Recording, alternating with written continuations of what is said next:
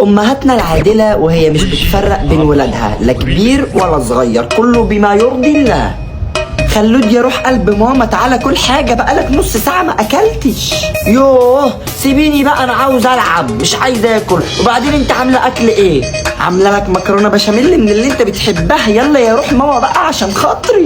ايه ده الحمد لله لحقتكوا قبل الاكل. تعالى يا حبيبي، امك زمانك راجع من الشغل تعبان، كنت هشيلك منابك. تعالى اتغذى. طب ايه هو انا محدش هيعبرني؟ ما انا جعان برضو، ولا هم عليهم عسل وانا عليها خرا في عينك يا ابن المفجوع، ما وراكش حاجه الا الاكل. هو انت مش لسه واكل من شهر ونص؟ يلا يا عجل يا جاموسه يا اللي ما بتشبعش، احترم نفسك ياض وربنا همد ايدي عليه. بس اخوك الصغير هتفتري عليه؟ اوعى تفكر تمد ايدك عليه طول ما انا عايش. هتحترم نفسك ياض بقى، هتخلينا نطفح من غير نفس. وانت مالك يا ابو طويله انت كمان؟ ولد اخوك الكبير عيب، اسمع كلامه، انا ما بفرقش ما بينكم، كله بما يرضي الله.